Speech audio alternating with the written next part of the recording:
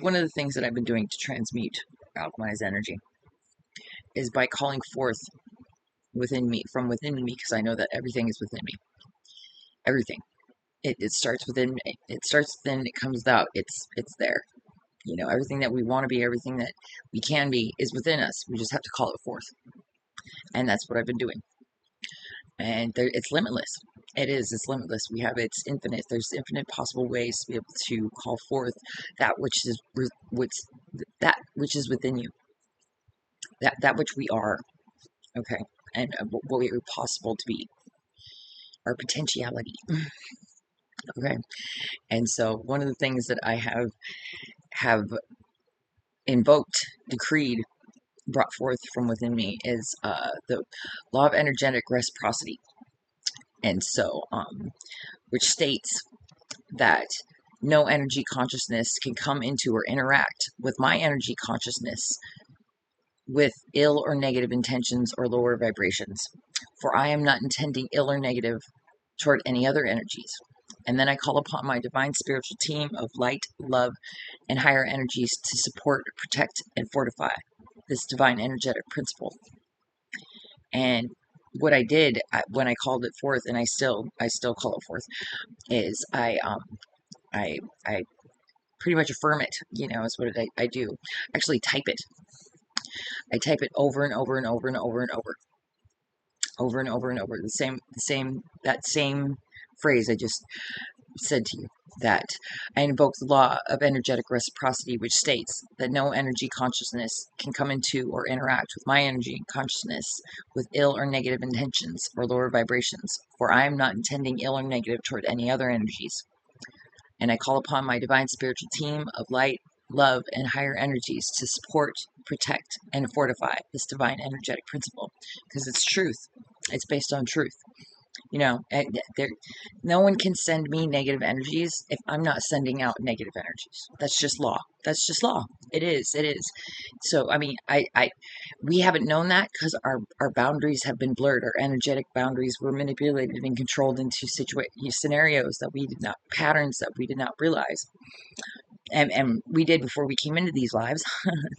And so, but, you know, we're hands-on experience right now. We're in the thick of it. And so we got to learn these things, but it's based on truth.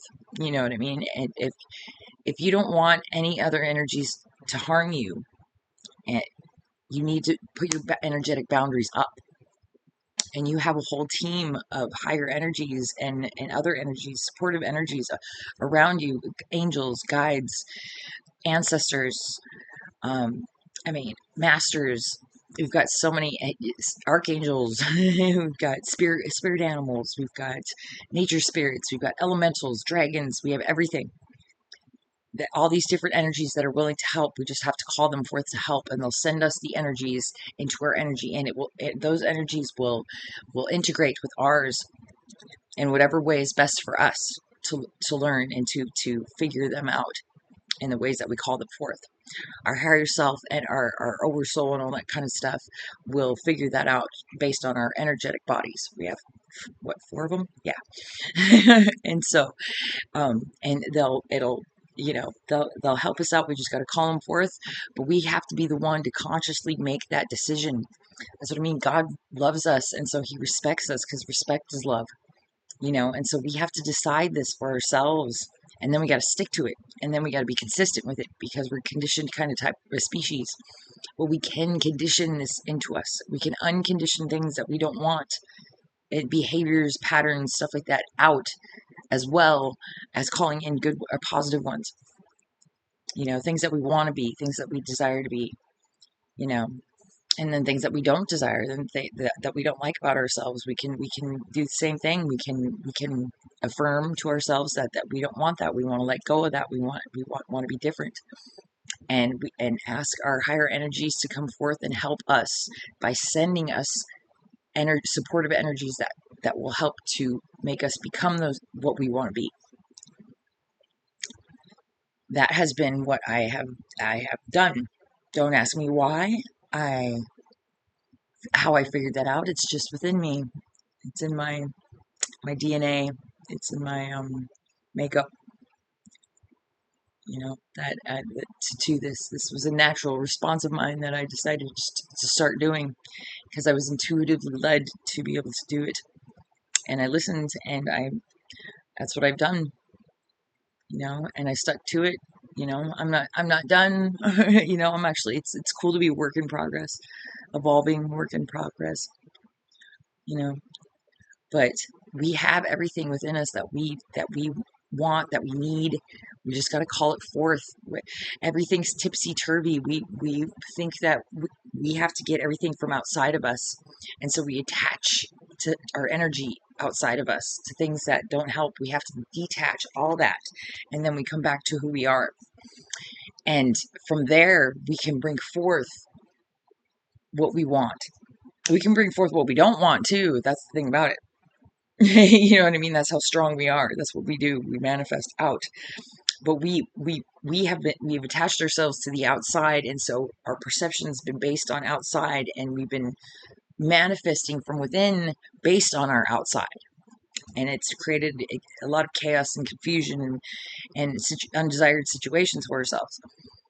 And we have to get back to the original of it, which is from within.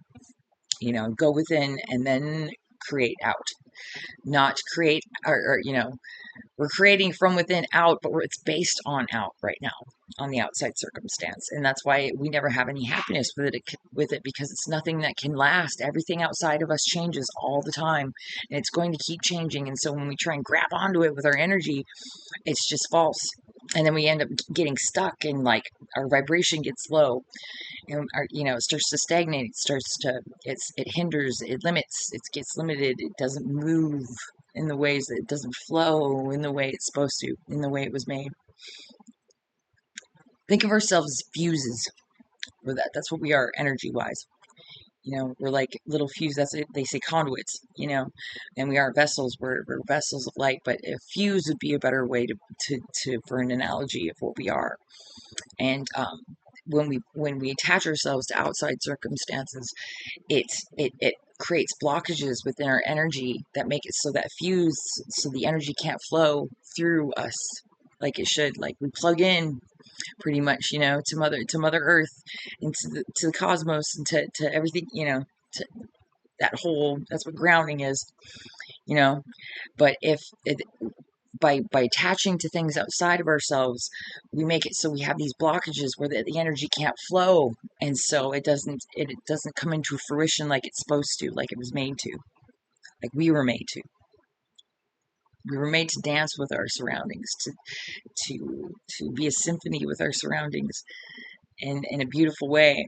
And instead, we have been like manipulated and controlled into manifesting a not flowing type of environment, one that's we're not happy, and we're not, it's something where we don't progress very well. That's why we think we got to work a 9 to 5, and we're trying to live up to everybody else's expectations, but we're all the same.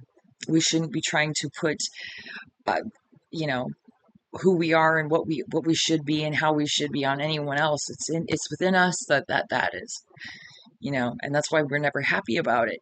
That's why like a lot of people spend their entire lives doing the same thing, and they don't do anything that they ever wanted to do, because they thought they had to live this way, because that's what society told them to, and that's what everybody else said that they had to. They didn't listen to themselves. And we got to come back to truth in ourselves, and our authenticity in ourselves. Listen to ourselves, and that's how we clear up the energetic blockages, is to be honest and accountable with ourselves. And it's to live by truth and to not deny it, because then the energy flows. When we try and lie, it creates those blockages, or when we try and make it something that it's not, it creates those blockages within us, and the energy doesn't flow.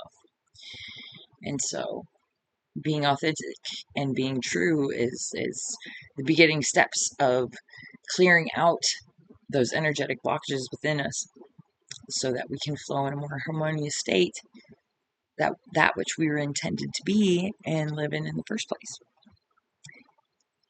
Yeah. So, but call forth what you want. Call forth what you don't want to be anymore too, or say that you want to let go of this, or you don't want this, and just keep it, like I said, write it even in a journal over and over and over and over, because reprogramming your subconscious is what you're doing. And that's what I've been doing. I've been reprogramming who my thoughts and my behaviors and all that kind of stuff to be in harmony with who I want to be, not who anybody else thinks they should be.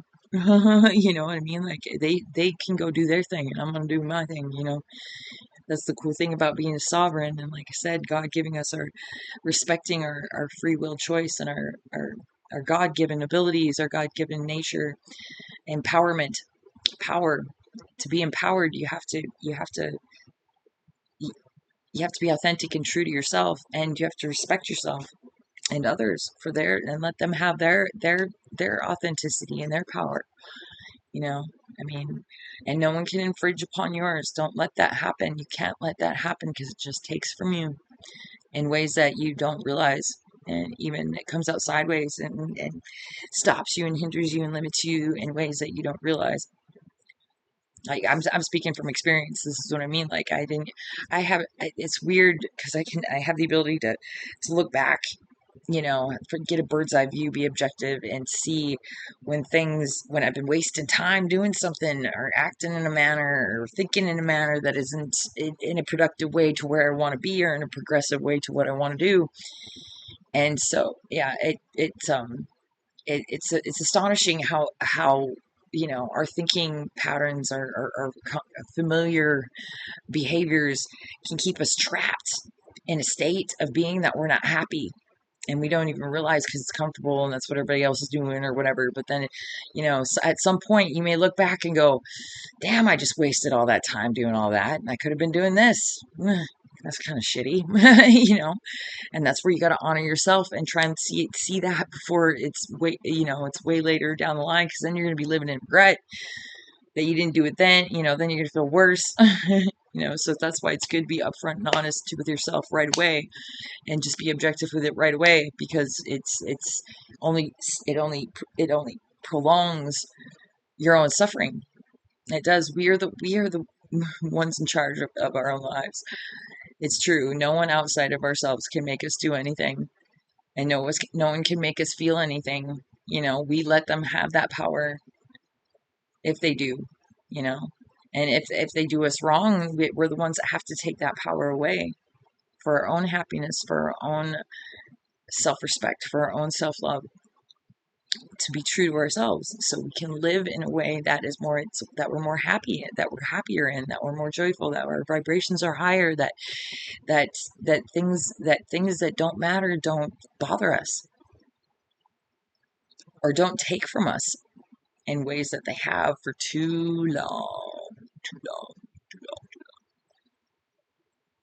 Anyway, try that on for size though. Like, for real, like, it's reprogramming the subconscious. It is the thing, because our subconscious has been programmed and conditioned into a state of lots of states of thinking that aren't desired and aren't wanted, in all truth and honesty.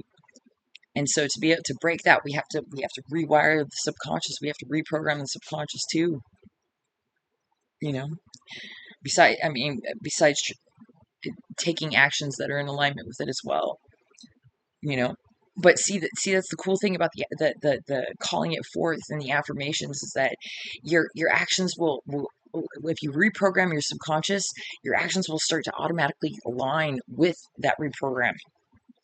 Where, I mean, it might take some time, that's what I mean, and you have the consistency with doing it, but it will eventually happen, because you're programming your thoughts and your mind to do those things, even if you aren't doing them, or you don't believe them at that time. If you keep telling your mind, that's what I want to believe, and I believe I can be that, even if you feel in your bones, you're like, oh God, I don't think I can, but not in your bones, but at the time, consciously, you don't feel like you can. Just program your subconscious to believe you can, because then it'll manifest anyway. Eventually it will. It has to. That's truth. That's the truth of it. That's the real belief of it. That's what we make that come into fruition. We are that powerful. We can do that. Just look at all the things that you've already done, that you already can do. You know what I mean? And the things that you conditioned yourself into doing already, the positive things that you like, or even the negative things that you've changed into positive things. Everyone has done this. Everyone has solved problems in their life in some way or another. So the problems and the issues that we still have can be solved as well. You just got to take that just kind of move the construct over is what it is. Move the construct over. Like you already overcame this. That means you have the ability to overcome. You just got to figure out how you have to overcome it in the areas that you need to overcome. But it's possible. It's definitely possible. You know what I mean? It's throwing our hands in the air and going, "Oh, I can't. It's just that you can't because of whatever." Well, you're talking yourself out of it. That's the truth of that. It sucks, but it's true. We can do these things. If you can do this, that means you can do that. If they can do this, that means you can do that. If you can do this, they can do that.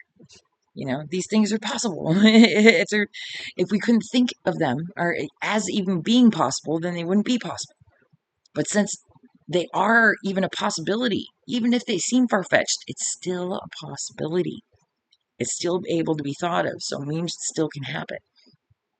It's just getting there. And that means there is a way there too, because it's already a thing. If it's already a thing, that means there has to be a way to get there. Even if it's not known to us, it's still within us that it's known. The answer's there, the way to the answer, it might not have to be perfect. It might not have to be in front of your face, like you don't have to know it's not linear. There's not one way to do anything. One of my favorite sayings is there's more than one way to skin a cat. Please don't go out skinning cats. Okay. I love cats. I fucking love cats. But that's what pops in my head a lot. There's more than one way to skin a cat. It's because there's more than one way to do something. It's when we put the linear thinking on it and then the concrete thinking, like, oh, it didn't do it. It's like when you try and attempt to solve something and you try it once and it doesn't work. You're like, oh, it's not going to work. It's like, and it's something that you have to continuously do for it to work. That's just black and white thinking. It's just not going to, it's illogical thinking is what it is. You know what I mean? Like, oh, I tried it once, so it should have worked. And because, no, it just doesn't work that way. You gotta keep going, And I learned this from experience too, because I did the same thing. Try it once and it failed, and I'm like, oh, it's just gonna fail. Well, that's stupid, I mean, there is, that whole definition of, insanity, where trying the same thing and expecting a different result, but not giving up on something that is a thing that can be done, that is a known thing that has been done, is different. Okay, it's like it's not beating your head against the wall type deal, or leading the horse to the dead horse to water, whatever. It's it's known to have happened, so it can happen. So it just means you got to work at it to happen. Just because it doesn't happen right away doesn't mean it can't happen. It just means you got to keep doing it, unfortunately, but it has been done. Which means you can do it too. Anything anyone can do, everyone else can do. In their own way. Or in the same way. Doesn't matter. As long as the way is there. Even if it's not apparent.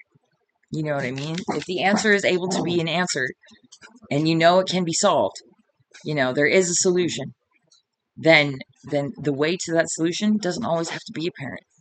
Just trying to tackle it in the first place is the idea.